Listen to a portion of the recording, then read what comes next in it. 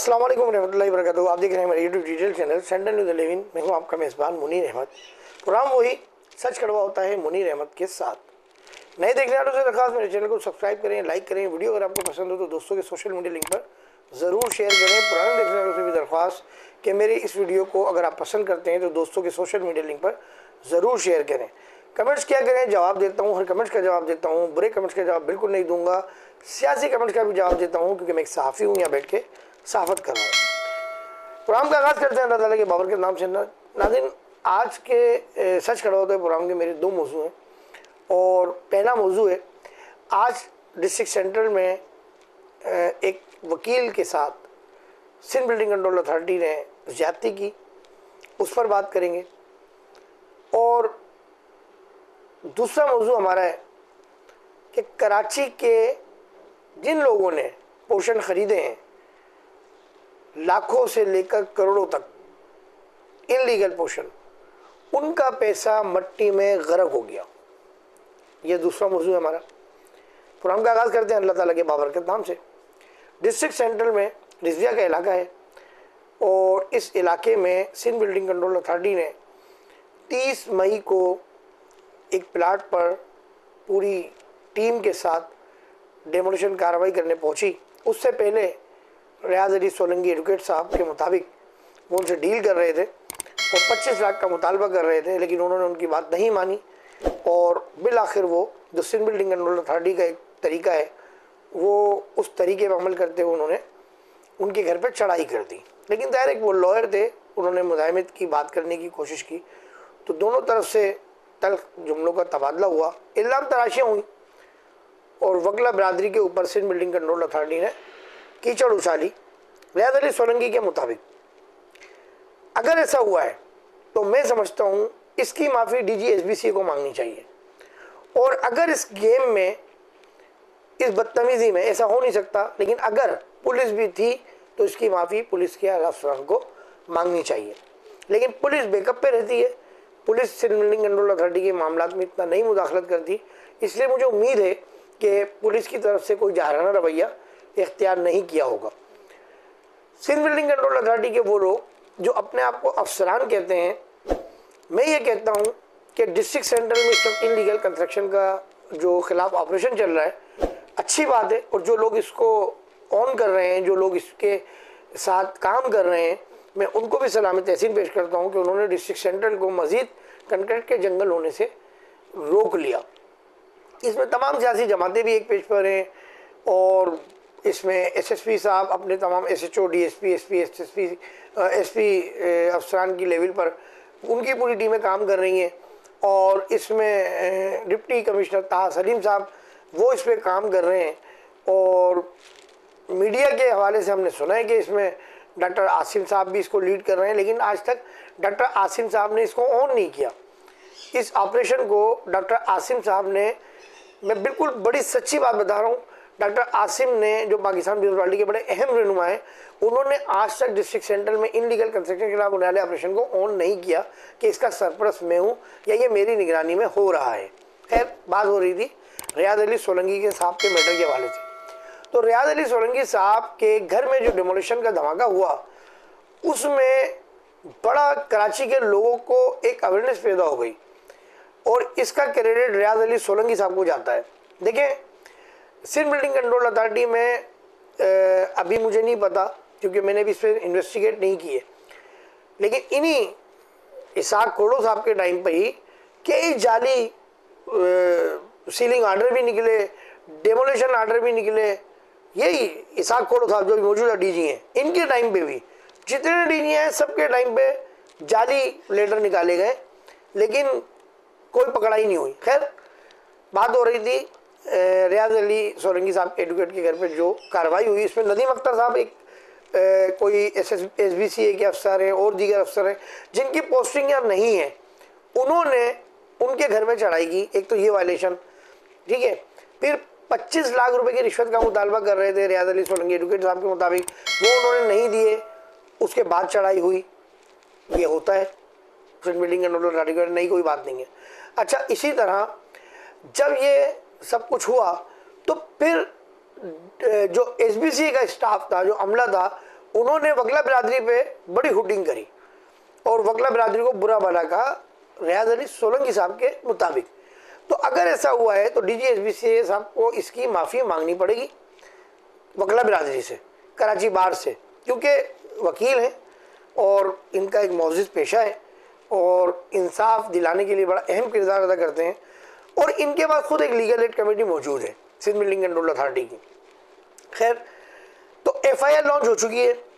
अब जाहिर है ये कोई आम शहरी की FIR नहीं है, ये लियाकताबाद में कटने वाली FIR नहीं है जो किसी असद के खिलाफ कोई बिल्डिंग कंट्रोल का अफसर था, जो ऑपरेशन की शुरू में जब लियाकताबाद थाने में उसकी FIR कटी तो फिर दूसरे तीसरे दिन उसको वापस ले ली गई।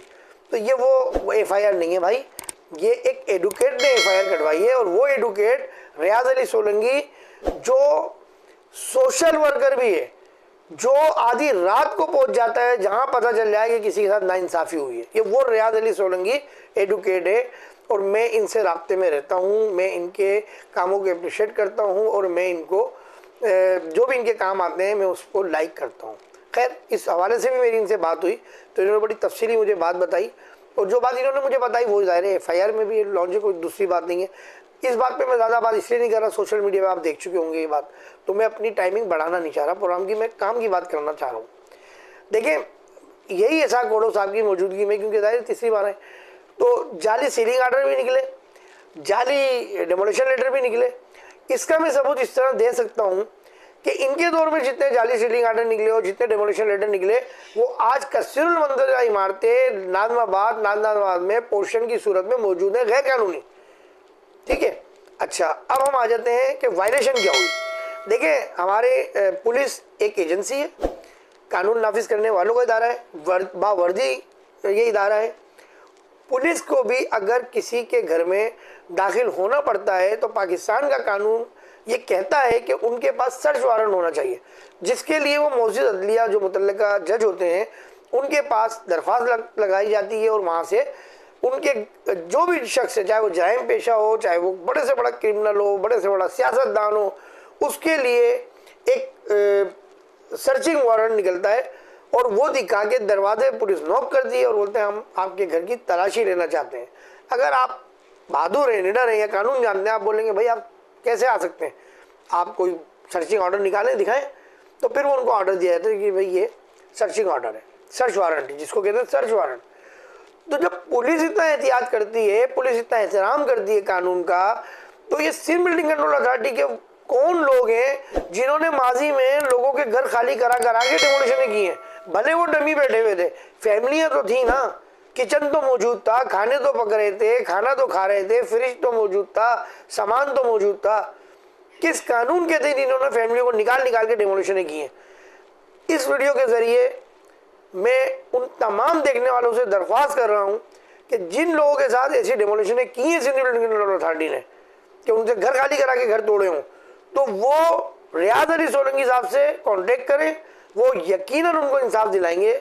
ये मैं आपसे बोल रहा हूँ, मेरी इस हवाले से कोई बात नहीं उनसे, लेकिन जाहिर है आज पता चला है कि ये नाजायज़ होता है तो रियाज अली सोलंकी साहब आपके लिए भी खड़े होंगे।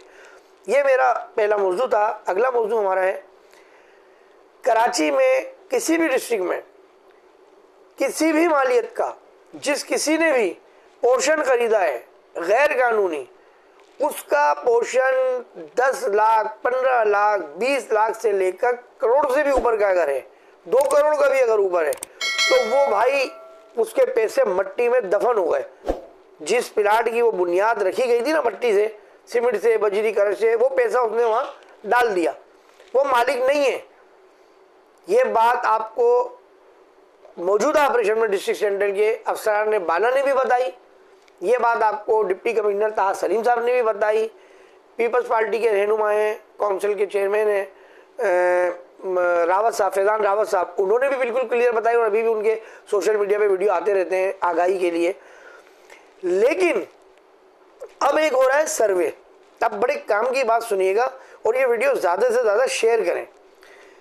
एक सर्वे हो रहा है, आपने शहर कराची में बोर्ड देखे होंगे, होर्डिंग बोर्ड बड़े बड़े, क्लिक प्रॉपर्टी क्लिक के नाम से, तो उसमें वो गोंद वगैरह पहने हुए मेल फीमेल और वो रजिस्टर हाथ में है।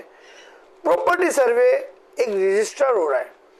अब अगर मेरे घर में कोई दरवाज़ा बजाता है मेरी बिल्डिंग में एक तो जब वो दाखिल होगा तो वो ए के पास, बी के पास, सी के पास, डी के पास, जितने लोगों के पास जाएगा, अच्छा यहाँ कोई मुजाहिमत नहीं होगी, यहाँ कोई बहस नहीं होगी। वो पूछेंगे भाई कब से रहना है, ये वो, ये घर किसका है, आप बोलेंगे घर मेरा है। अच्छा जी, इस फ्लैट का नंबर क्या है, ये नंबर है, प्लाट का नंबर क्या है, ये नंबर है। आपने तो बता दिया, वो सर्वे करके चले गए। अब ये सर्वे आएगा सर्चिंग पर गवर्नमेंट डिपार्टमेंट में, जहाँ जहाँ रजिस्ट्रियाँ होती हैं वहाँ आप मालिक नहीं हो, वहाँ आप मालिक नहीं हो।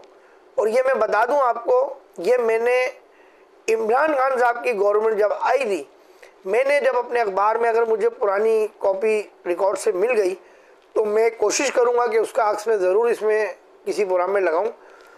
मैंने इमरान खान के दौर में एक आर्टिकल लिखा था, वही सच का होता है जो मैं लिखता हूँ।